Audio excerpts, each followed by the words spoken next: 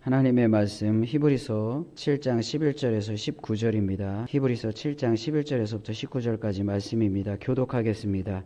레위 계통의 제사 직분으로 말미암아 온전함을 얻을 수 있었으면 백성이 그 아래서 율법을 받았으니 어찌하여 아론의 반차를 따르지 않고 멜기세덱의 반차를 따르는 다른 한 제사장을 세울 필요가 있느냐.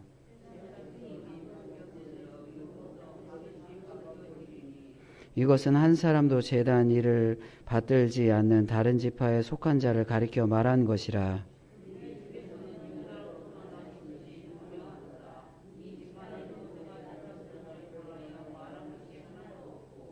멜기세덱과 같은 별다른 한 제사장이 일어난 것을 보니 더욱 분명하도다.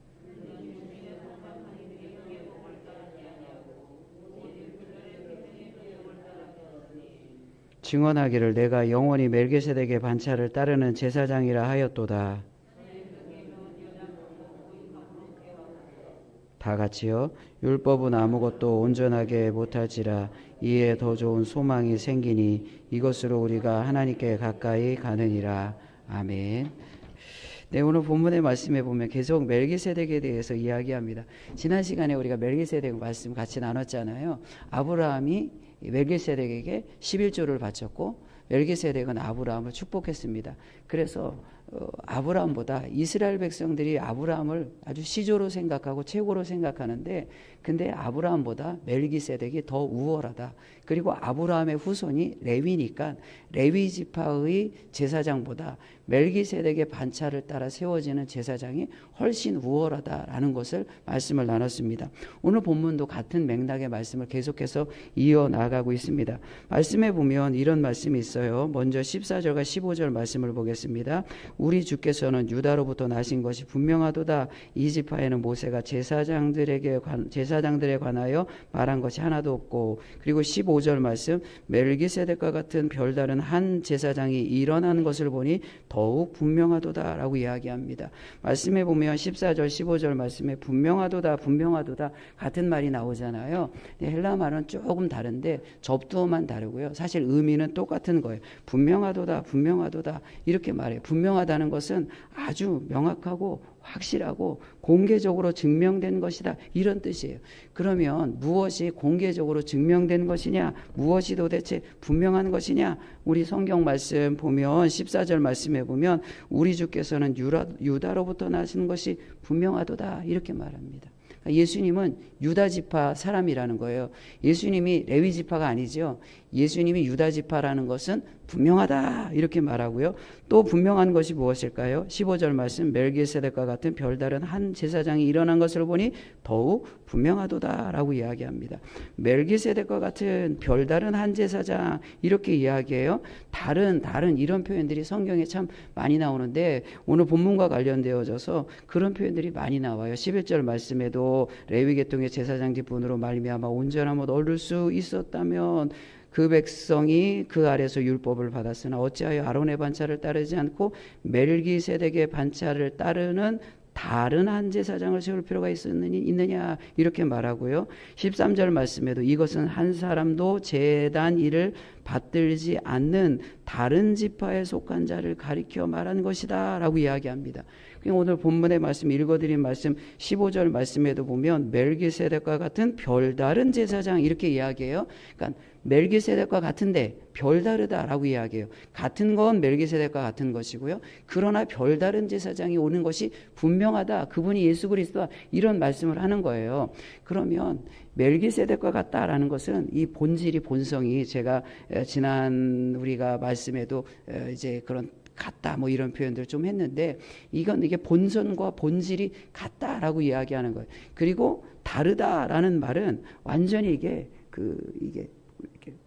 별개의, 그러니까 같은 건 멜기세덱과 같은데 레위 지파에서 오는 제사장과는 다른 제사장이 오는 것이 분명하다, 이런 의미로 15절 말씀에서 이야기하는 거예요. 그래서 같다라는 것은 멜기세덱과 같다는 것이고, 다르다는 것은 레위 계통으로부터 오는 제사장과는 다른 제사장이 있다라는 것을 강조해서 15절 말씀에서 이야기하고 있는 거예요. 그리고 그 다른 계통, 레위 계통이 아니라 유다 지파에서 오시는 그 제사장이 예수 그리스도입니다. 그분이 멜기세덱의 반차를 따라 따라오시는 영원한 대제사장이시고 그 영원한 대제사장이 예수 그리스도입니다라는 것을 계속해서 이 성경을 통해서 우리에게 알려주고 있는 것입니다.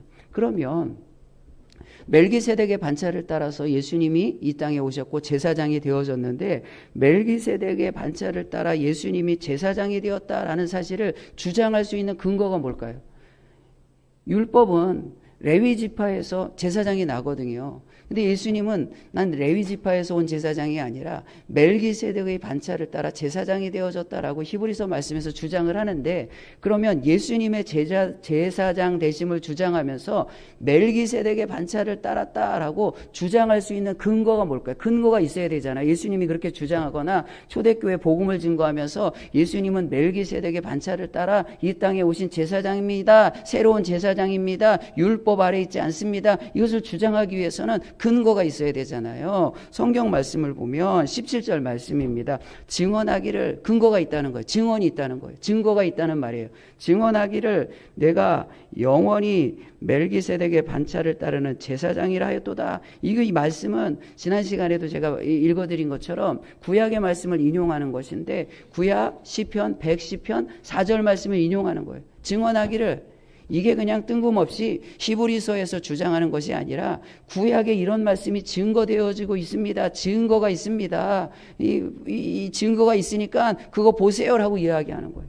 시편 110편 4절 말씀이 어떤 말씀이죠? 제가 읽을게요. 여호와는 맹세하고 변하지 아니하시리라. 이르시기를 너는 멜기세덱의 서열을 따라 영원한 제사장이라 하였도다라고 이야기합니다.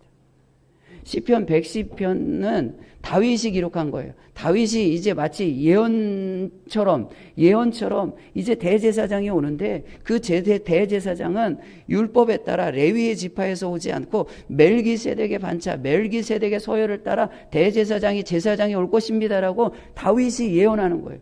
유대인들은 다윗을 굉장히 좋아하거든요. 유대인들은 다윗을 굉장히 중요하게 생각해요. 근데 다윗이 시편을 기록하면서 이런 이야기를 썼지 않느냐. 그러니까 지금 이 예수님, 대제사장으로 오신 예수님은 그렇게 율법 아래 있는 레위 지파를 따라온 것이 아니라 다윗, 유대인들이 다 알고 있는 다윗이 예언한 그 멜기세덱의 서열을 따라 영원한 제사장이라 하였도다. 그 예언의 말씀이 예수 그리스도를 통해서 성취되어진 것이다라고 히브리서 말씀에서 이야기하는 거예요. 그래서 이것이 근거다. 증언하기를 이 구약의 말씀이 증거다. 구약의 말씀을 성취하는 분이 예수님입니다라고 말씀하고 있어요. 시편 110편 말씀은 어떤 말씀이죠? 제가 1절과 2절 말씀을 읽을게요. 여호와께서 내 주에게 말씀하시기를 내가 내 원수들로 내 발판이 되게 하기까지 너는 내 오른쪽에 앉아 있으라 하셨도다. 여호와께서 시온에서부터 주의 권능의 규를 내보이시리니 주는 원수들 중에서 다스리소서라고 이야기합니다. 말씀해 보면 원수를 발판이 되게 하시고 오른쪽에 앉고 규를 내보이시고 다스린다, 이런 표현들이 나오잖아요. 시편 110편은 그냥 한마디로 이야기하면 이렇게 표현을 해. 등극시다. 왕이 왕으로 등극하는 등극시다라고 이야기합니다. 그래서 다스린다, 오른편에 앉아있다, 규, 왕이 이렇게 규를 잡잖아요. 규를 가지고 있다, 이런 표현을 해요. 이게 왕을 묘사하는 거거든요. 근데 1절과 2절에서는 왕을 묘사하고 4절에서는 근데 그 왕이 대제사장인데 멜기세덱의 반차를 따라오는 대제사장입니다라고 이야기하는 거예요. 그래서 시편 110편은 왕으로서의 메시아와 제사장으로서의 메시아를 예언하는 말씀이에요. 그런데 오늘 히브리서에서 그 왕으로 오시는 예수 그리스도, 왕으로 오시는 메시아, 대제사장으로 오시는 메시아가 이 예수 그리스도다. 그분이 바로 멜기세덱의 반차를 따라온 예수 그리스도다라고 오늘 히브리서에서 이야기하고 있는 것입니다.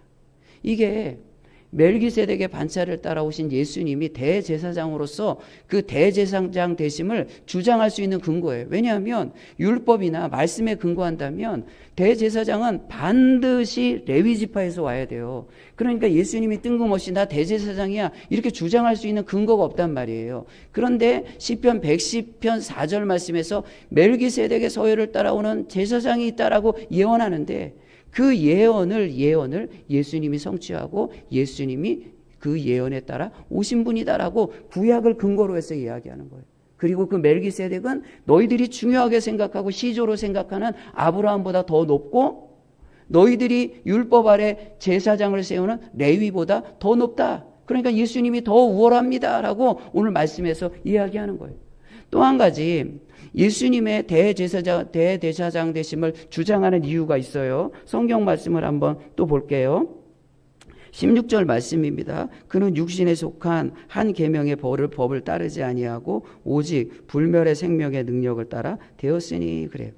예수님은 육신에 속한 계명을 따라서 제사장이 된 것이 아니라 불멸의 생명의 능력을 따라서 제사장이 되었다라고 이야기합니다. 그 육신에 속한 계명의 법을 따르지 않았다. 이 말의 의미가 뭘까요? 성경 말씀 보면 12절 말씀을 보세요. 12절 말씀, 제사직분이 바뀌었은즉 율법도 반드시 바뀌어지리니 이렇게 말합니다. 바뀌어지리. 그러니까 육신에 속한 계명의 법은 율법을 말하는데 율법은 바뀐다는 거예요. 율법은 영원하지 않고 온전하지가 않다는 거예요.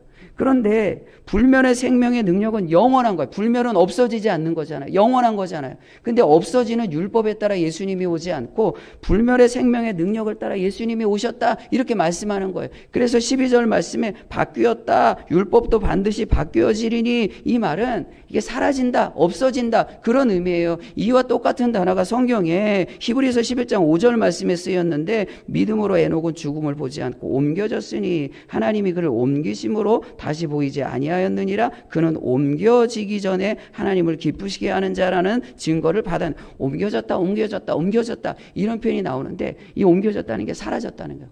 지금 눈에 안 보인다는 거예요. 없어졌다는 거예요. 근데 오늘 12절 말씀에 바뀌었다는 건 똑같은 거예요. 그러니까 율법은 지금 사라지고 없다.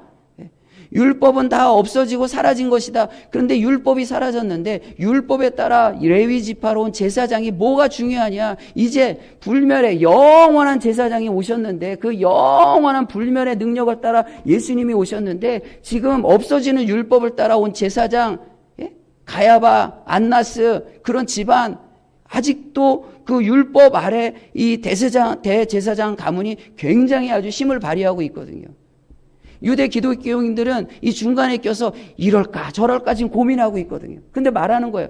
그 너희들 율법 지키는 거 다 없어지고 사라지는 것인데 예수님이 다 성취하고 다 완성한 건데 그리고 그 율법이 없어지면 율법에 근거한 제사장 직분도 다 없어지는데 그것 따라가지 말고 능력으로 불멸로 없어지지 않는 그것을 따라 멜기세덱의 반차로 오신 예수님을 따라야 합니다라고 말씀하고 있는 거예요. 이것이 예수님이 대제사장으로서 오늘 성경에 주장하고 예수님이 대제사장으로서 우리가 믿고 따라가고 의지하는 근거가 되어지는 것입니다. 그래서 말씀해 보면 히브리서 12장 27절 말씀에도 뭐 변동한다, 진동할 것 뭐 이런데 변동하고 이런 거 다 없어지는 걸 말하는 거거든요. 근데 똑같은 말이에요. 그리고 히브리서 7장 18절 말씀도 아주 직접적으로 이야기하죠. 전에 있던 계명은 연약하고 무익함으로 패하고 이렇게 율법은 패하고 율법 없어지는 거예요. 율법이 예수님이 이렇게 말씀하셨잖아요. 내가 율법을 폐하러 온 줄 아느냐. 율법을 완전하게 하기 위해서 오셨다. 이 말의 의미가 뭐예요? 예수님의 십자가를 통해서 구약의 그림자처럼 보여지는 구약의 제사제도가 그림자처럼 보여주는 그 구원의 성취를 예수님 십자가를 통해서 이루신 것이고요. 제사법이 그래서 없어지는 거예요. 구약의 율법은 크게 두 종류로 나누거든요. 제사법과 도덕법으로 나뉘어져요. 제사법은 없어지는 거예요. 도덕법은 뭡니까? 도덕법은 예수 그리스도의 십자가와 사랑을 통해서 사랑의 법을 통해서 하나님 사랑하고 이웃 사랑하는 사랑의 법을 통해서 완전히 성취되어지고 없어져서 구약의 그런 법들이 그냥 다 그냥 이제 예수님의 그 완성을 통해서 없어지는 거예요. 그래서 폐하여지고 이 없어지는 그런 구약의 조문이 아니라 영원한 불멸의 예수 그리스도께서 이 땅에 영원한 제사장으로 오셨습니다라고 말씀하는 거예요. 그래서 시편 110편 4절 말씀에 보면 멜기세덱의 서열을 따라 오시는 제사장에 대해서 이야기할 때 이렇게 말하잖아요. 여호와는 맹세하고 변하지 아니하시리라 이르시기를 너는 멜기세덱의 서열을 따라 영원한 제사장이라 하셨도다 이렇게 말합니다. 구약에 이미 율법 아래에서 없어지는 제사장 그것이 아니라 없어지지 않는 영원한 제사장이 있을 거라고 다윗을 통해서 예언하는데 그 예언의 말씀을 예수님께서 성취했다라고 오늘 본문의 말씀에서 이야기하는 거예요. 그래서 우리가 하나님의 은혜의 보좌 앞에 나가는 것은 율법에 따라 나가는 것이 아니라 예수님을 통해서 나가는 거예요. 예수님을 통해서 나아가는 거예요. 그래서 오늘 성경 말씀이 이야기합니다. 19절 말씀, 본문의 말씀 19절 말씀 한번 같이 읽어볼까요? 같이 19절 말씀을 같이 읽습니다. 시작.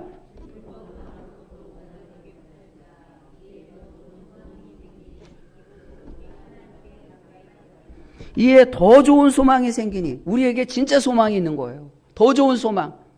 어떤 소망이에요? 하나님께 가까이 가느니라. 누구를 통해서? 예수님을 통해서. 율법을 통해서가 아니에요. 율법을 통해서라면 제 대제사장이 1년에 한 번, 대속죄일에 한 번 지성소에 들어가는 거예요. 아무나 들어갈 수가 없어요. 그 지성소에 은혜의 보좌 앞에 누구도 나아갈 수가 없어요. 근데 성경이 무엇을 이야기하죠? 히브리서 4장 16절 말씀해 보면 그러므로 우리는 긍휼하심을 받고 때를 따라 돕는 은혜를 얻기 위하여 은혜의 보좌 앞에 담대히 나아갈 것이니라 이렇게 말합니다. 대제사장으로 오신 예수님, 영원한 대제사장이 되신 예수님, 멜기세덱의 반차를 따라 오신 예수님으로 말미암아 우리에게 더 좋은 소망이 생겼는데 하나님 앞에 가까이 가는 거예요. 히브리서 4장 16절 말씀 은혜의 보좌 앞에 담대히 나가는 거예요. 은혜의 보좌 앞에 누구도 나갈 수가 없어요. 대제사장만 1년에 한 번 나가는 거예요. 그것도 두렵고 떨림으로 나아가는 거예요. 근데 이제 우리가 다 은혜의 보좌 앞에 하나님이 계신 천국에 들어가는 것이고요. 이 예배의 자리가 은혜의 보좌가 되는 것이고요. 심지어는 내 심령이 하나님의 성전이 되어져서 이곳이 지성소가 되어져서 하나님과 날마다 연합하고 하나님과 만나는 은혜가 우리에게 있다는 거예요. 누구를 통해서? 예수 그리스도, 대제사장이신 예수 그리스도를 통해서 우리에게 주어지는 거예요. 그러면 대제사장이신 예수 그리스도를 통해서 이 놀라운 하나님께 더 가까이 가는 소망이 우리에게 있죠. 더 좋은 소망이 우리에게 있잖아요. 그럼 대제사장이신 예수 그리스도는 하나님 앞에 가까이 나아갈 수 있는 이 은혜를 어떻게 우리에게 성취하고 이루어 주실까요? 어떻게 우리가 예수님의 어떤 은혜 때문에 우리가 하나님 앞에 나아갈 수 있는 그런 길이 열린 그런 예수님의 은혜가 구체적으로 무엇일까요? 우리가 성경을 통해서 다 잘 알지만 오늘 본문의 말씀에서 이야기하는 것을 통해서 어떻게 은혜의 보좌 앞에 나아갈 수 있는지 예수님의 구체적인 은혜가 무엇인지를 같이 나누려고 해요. 성경 말씀 한번 볼까요? 성경 말씀 11절 말씀입니다. 11절과 19절 말씀. 오늘 본문의 말씀을 11절 말씀서부터 19절 말씀 읽었잖아요. 근데 11절 말씀에 서론으로 딱 한 번 나오고 그리고 19절 말씀에도 똑같은 말이 또 나와요. 그래서 이게 수미상관, 시작과 끝이 이제 이 같은 메시지를 같은 단어를 통해서 이 11절부터 19절까지의 메시지가 이겁니다라고 우리에게 이제 알려주는 게 있어요. 제가 11절 말씀을 봅니다. 11절 말씀 보세요. 레위계통의 제사 직분으로 말미암아 온전함을 얻을 수 있었으면 백성이 그 아래서 율법을 받았으니 어찌하여 아론의 반차를 따르지 않고 멜기세덱의 반차를 따르는 다른 한 제사장을 세울 필요가 있느냐. 19절 말씀입니다. 19절 말씀 같이 읽습니다. 시작.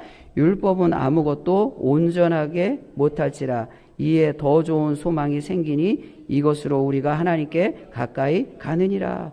11절과 19절 말씀에 같은 말이 나오지요. 어떤 말이 나옵니까? 온전함, 온전하게 똑같은 단어가 나와요. 그러니까 11절부터 19절까지의 말씀의 중요한 주제는 하나는 뭐냐면 온전하다는 거, 온전하다. 근데 11절에서 19절에서 말하는 게 뭐예요? 율법은 온전하지 못하다. 율법은 우리를 온전하게 하지 못한다. 이것을 이야기하는 거예요. 왜? 예수님만이 우리를 온전하게 한다라는 것을 강조하기 위해서 11절과 19절 말씀에 율법은 우리를 절대 온전하게 할 수 없습니다 라고 이야기해요. 그래서 히브리서 말씀을 여러분들이 히브리서 말씀을 나중에 꼼꼼히 읽어보시면 히브리서 말씀에 많이 나오는 단어 중에 하나가 온전하다는 단어가 참 많이 나와요. 온전하다 이 표현이 굉장히 많이 나와요. 제가 성경 말씀을 한번 볼게요. 히브리서 2장 10절 말씀이에요. 그러므로 만물이 그를 위하고 또한 그로 말미하는 이가 많은 아들들을 이끌어 영광에 들어가게 하시는 일에 그들의 구원의 창시자를 고난을 통하여 온전하게 하심이 합당하도다라고 이야기합니다. 예수님이 고난을 통해서 온전하게 되셨다. 이런 표현을 하는 거예요. 그리고 나서 7장 28절 말씀이에요. 율법은 약점을 가진 사람들을 제사장으로 세웠거니와, 율법은 약점을 가진 사람을 제사장으로 세웠거니와 율법 후에 하신 맹세의 말씀은 영원히 온전하게 되신 아들을 세우셨느니라. 이렇게 말해요.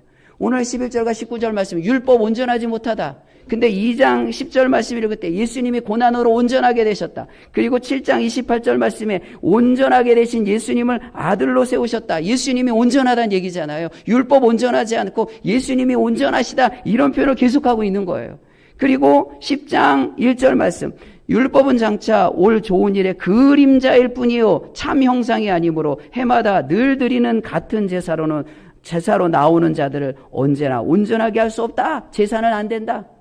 레위 계통에 온 그 제사장의 제사는 그거 영원히 우리를 온전하게 하는 것 아니다. 이렇게 말합니다. 그리고 히브리서 10장 14절 말씀, 그가 거룩하게 된 자들을 한 번의 제사로 영원히 온전하게 하셨느냐. 예수님이 한 번의 제사, 십자가의 제사로 우리를 온전하게 하셨다. 이렇게 말해요. 그래서 히브리서 말씀은 온전하다, 온전하다, 온전하다 이런 표현이 굉장히 많이 나와요. 근데 주장은 여러 가지 온전하다라는 말이 많이 나오는데 그냥 딱 두 가지로 요약되어지는 거예요.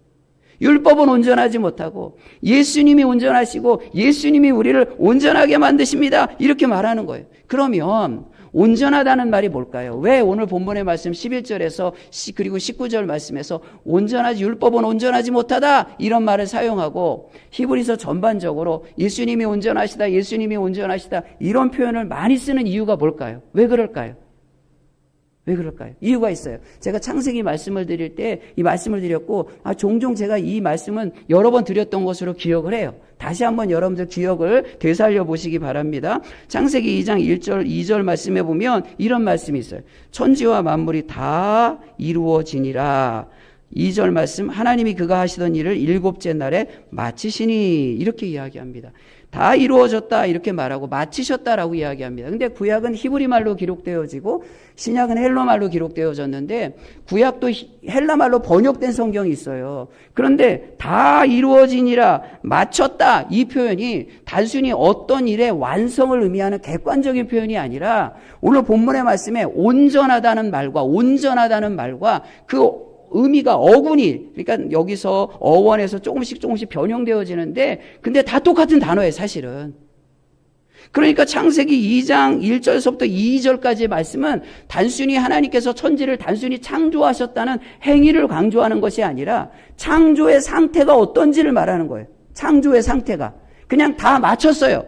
일을 끝냈어요. 일을 끝냈다는 그 상태를 의미하는 것이 아니라 하나님께서 일을 다 마치시고 완전히 창조를 마치실 때 그 창조의 상태가 어떠냐? 다 이루어졌다. 온전하다. 완벽하다.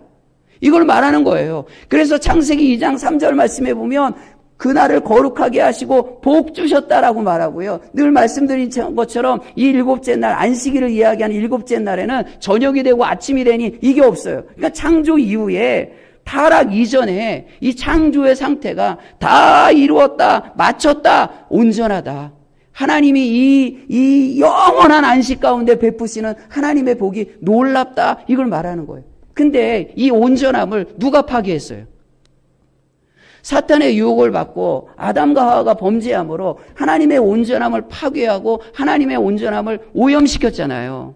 그러니까 예수님께서 이 재창조, 예수님이 이 주일날 안식 후 첫날 부활하시거든요. 새로운 창조가 시작되어지는 것을 의미하는 날이거든요. 이 재창조가 시작되어지는 예수 그리스도의 사역을 통해서 이 오염되고 깨어지고 파괴된 하나님의 온전함을 회복시켜 주시는 거예요. 그래서 오늘 히브리서 말씀에도 온전함이라는 단어가 계속 예수 그리스도와 관련해서 나오는 거예요. 그러면 예수님이 그 온전함을 어떻게 회복시킬까요? 성경 말씀을 한번 보겠습니다. 성경 말씀 요한복음 19장 28절과 30절 말씀을 보겠는데요. 그 후에 예수께서 모든 일이 이미 이루어진 줄 아시고 성경을 응하게 하려 하사라고요. 이미 이루어진 줄 아시고 성경을 응하게 하사. 이게 오늘 본문의 말씀 온전하다. 그리고 창세기 1장 2절에서 다 이루었다, 마치다. 그거와 같은 어근이 있는 말이에요. 같은 말이에요. 십자가에서 지금 이미 이루어진 십자가를 통해서 지금 어떻게 해요? 깨어지고 파괴되어진 온전함을 예수님이 이루신다는 거예요. 예수님이. 그래서 새로운 재창조, 예수님의 부활로 말미암아 새로운 재창조, 영원한 새하늘과 새 땅, 새 예루살렘을 향한 재창조가 시작되어지는 거, 그게 종말이라고요. 이 십자가를 통해서 그렇게 이루어지는 거예요. 그러면서 요한복음 19장 30절 말씀 보면 예수께서 요한복음 19장 30절 말씀 같이 한번 읽어볼게요. 요한복음 19장 30절 말씀 같이 읽습니다. 시작.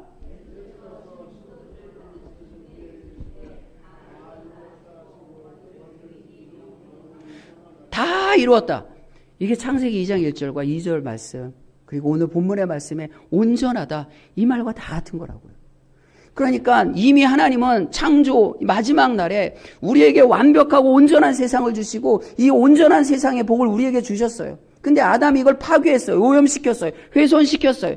근데 예수님이 이 땅에 두 번째 아담으로 오시사 십자가에서 다 이루었다, 그 온전함을 다 이루었다 선포하면서 우리에게 온전함을 주시는 거예요. 그것이 오늘 히브리서 이야기하는 대제사장으로서 예수님의 사역이고 단 한 번의 제물로 드려지는 예수님의 사역이라고요. 그래서 히브리서에서 온전하다, 율법은 온전하지 않다. 그러나 예수님이 온전하고 예수님이 온전하게 하실 것이고 그 예수님이 대제사장이고 그 예수님이 율법 아래 있는 레위 지파의 계통을 따라오는 제사장이 아니라 멜기세덱의 영원한 반차를 따라오시는 영원한 제사장이다라고 말씀하는 거예요. 그래서 결국은 무엇을 이야기하는 거예요? 우리를 온전하게 하는 예수 그리스도의 은혜는 뭐예요? 십자가라는 거예요.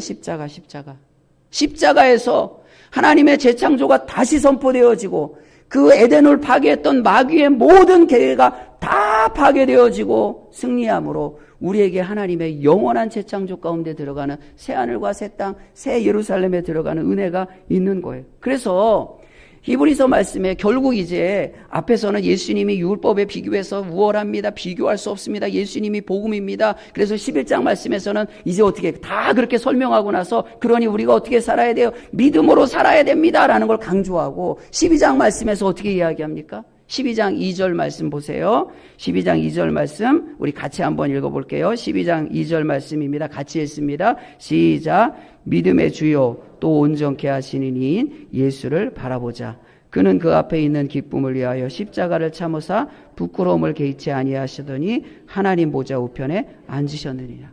11장에서 믿음을 강조하고 12장에서 믿음의 주요 온전케 하시는 예수를 바라보시다 이렇게 말해요. 온전케 하시는 게 오늘 본문의 말씀에 이 온전하다는 것, 창세기에서 요한복음에서 제가 이야기했던 다 이루었다, 마쳐다, 이 똑같은 말이라고요. 다 예수님이 온전케 하시니까 우리도 지금 고난이 있어요. 십자가가 있어요. 이 초대교회 십자가가 있는데 이 십자가 고난이 있지만 그것 때문에 쓰러지고 넘어지지 말고 온전케 하시는 예수님만이 우리를 온전케 하시고 예수님도 십자가를 통해서 새로운 창조, 새로운 하나님의 이 영적 질서를 우리에게 주시고 온전하게 하셨으니까 우리도 그 십자가를 참고 예수님을 바라봅시다. 예수님만 바라봅시다라고 권면하는 거예요. 우리를 향한 권면입니다. 우리가 예수 없으면 아무것도 아니라고요. 예수님 안 바라보면 우리 그냥 넘어지는 거예요. 아무것도 아니에요. 온전할 수가 없는 거예요. 이것이 바로 온전하게 하시는 대제사장으로서 하나님께 가까이 가게 하는 더 좋은 소망을 주시는 예수 그리스도의 은혜라고요. 두 번째 하나 더 있어요. 성경 말씀을 한 번 더 봅니다. 히브리서 7장 11절 말씀입니다. 히브리서 7장 11절 말씀 같이 읽겠습니다. 시작. 레위 계통의 제사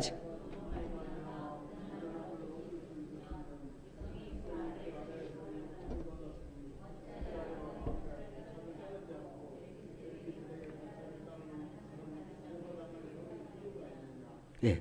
멜기세덱의 반차를 따르는 다른 한 제사장을 세울 필요가 있느냐 이렇게 말합니다. 이건 세울 필요가 있다 이렇게 말하는 거예요. 세울 필요가 있다 이런 말이에요. 멜기세덱의 반차를 따르는 제사장을 세울 필요가 있다 이렇게 말하는데 여기 말씀해 보니까 제사장을 세울 필요가 있느냐, 세워야 된다, 세운다라는 말이 나오죠. 근데 15절 말씀을 보세요. 15절 말씀에 보면 이런 말씀이 있습니다. 멜기세덱과 같은 다른 한 제사장이 일어난 것을 보니 더욱 분명하도다. 멜기세덱 반차를 따르니까 본질은 멜기세덱과 같은데 별다른 한 제사장, 이건 레위 계통에 따라 오는 제사장과는 다른, 레위와는 다르고 멜기세덱과는 같은 제사장이 일어난 것을 보니 이렇게 말해요.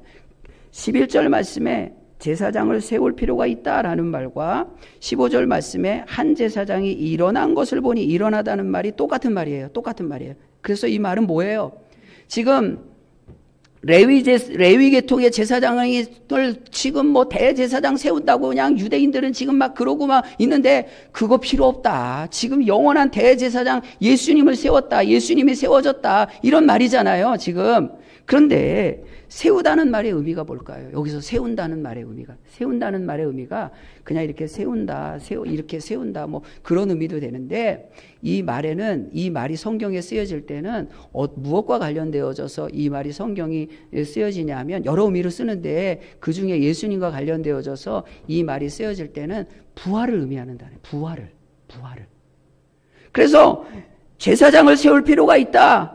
별다른 한 제사장이 일어난다. 이거는 부활과 관련되어진 거예요. 예수님이 지금 제사장으로 세워지는데 그 예수님의 제사장 되심의 중요한 요건 중에 하나가 뭐냐? 지금 세워지고 일어난다는 그 표현, 그 말, 부활을 상징하고 의미하는 말을 통해서 대제사장으로서의 예수님의 중요한 요건 중에 하나는 죽음의 권세를 이기시고 부활하신 영원한 제사장, 불멸의 제사장, 그 불멸의 제사장, 죽음의 권세를 이기신 부활하신 불멸의 제사장 때문에 우리에게 더 좋은 소망이 있고, 그 불멸의 제사장 때문에 우리가 하나님 앞에 더 가까이 갈 수 있습니다라고 이야기하는 거예요. 이 두 가지를 이야기하는 거예요. 십자가에서 다 이루시고, 그리고 부활을 통해서 대제사장, 불멸의 제사장으로 세워지시는 그 예수 그리스도의 두 사역을 통해서 우리에게 더 좋은 소망이 있고 하나님 앞에 더 가까이 갈 수 있습니다. 이렇게 말하는 거예요. 이 헬라어에는요, 여러분, 우리가 말을 할 때 수동태, 능동태, 이 좀 어려운 얘기할 때마다 제가 죄송한데, 수동태, 능동태 뭐 이런 게 있거든요. 내가 일어난다, 내가 간다. 이것은 제가 무엇인가 행위를 유발하는 사람이니까 제가 능동적으로 무엇을 하는 거예요. 근데 누가 나에게 이렇게 뭘 시켜서 제가 하는 것은 제가 수동적으로 움직이기 때문에 그건 수동적인 행위를 강조하는 수동태 문장이거든요. 근데 헬라어에는 이상한 문법이 하나 있어. 헬라어에는 중간태라는 게 있어. 중간태. 능동태도 아니고 중간태도 아니고 그러니까 수동태도 아니고 수동태도 아니고 능동태도 아닌 중간태라는 이상한 것이 하나 있어요. 근데 이 수동태의 의미가 뭐냐면, 능동태는 무엇인가 능동적으로 행하는 행위를 강조하는 거지만, 중간태는 그 행위를 하는 그 사람 자체를 강조하는 거야. 그 사람. 이 좀 어렵죠. 근데 오늘 본문의 말씀에 세워지다, 일어나다가 능동태도 아니고 수동태도 아니고 중간태로 쓰여졌어요. 이건 뭐냐면, 하나님께서 세우시고 예수님께서 일어나시는데 세우시는 하나님, 그 일어나는 동작과 더불어 그것을 행하게 하시는 하나님, 일어나게 하시는 하나님, 일어나는 예수님, 세우시는 하나님, 그분을 강조하는 거예요. 그러니까 이게 전적인 부활이 전적인 하나님의 주권이다라는 것을 이런 헬라어의 문법을 통해서 강조하는 거예요. 그래서 부활을 의미하는 거예요. 부활. 십자가와 부활. 이것이 복음이라고요. 십자가와 부활을 통해서 예수님이 우리의 중보자 되셨어요. 우리가 하나님과 다 원수지. 어떻게 은혜의 보좌 앞에 나갑니까? 우리에게 어떻게 더 좋은 소망이 있어요? 하나님 앞에 어떻게 가까이 나아갈 수 있어요? 절대 못 나갑니다. 죄인은 법정에 서면 죄인인 거고요. 그러나 그 법관이 나의 아버지면 아무리 법관이 아버지로서 위엄과 권위를 가지고 있어도 저는 그 법관을 향해서 아빠! 이렇게 부르거든요. 우리 아빠예요. 하나님을 만날 때 죄인이면 하나님을 심판주로 만나는 것이고요.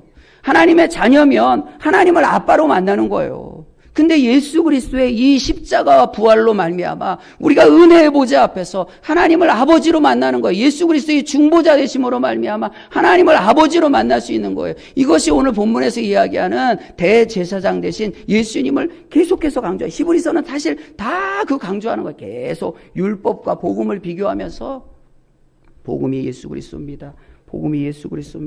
더 좋은 게 뭐예요? 더 좋은 소망은 십자가와 부활을 통해서 우리에게 주어진다. 이렇게 말씀하고 있는 것입니다. 그런 예수님이 아니면 우리 아무것도 아니에요. 우리의 삶 가운데 이제 그냥 신앙이라는 게 뭐예요? 그리스도인답게 살아간다는 게 뭐예요?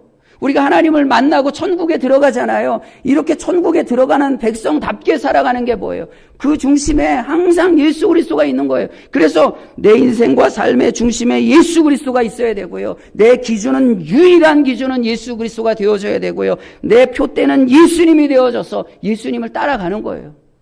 그래서 성경 말씀을 읽으면서 산상수훈의 말씀 같은 경우는 우리에게 이 천국의 윤리와 천국의 가치가 무엇인지를 알리는 거잖아요.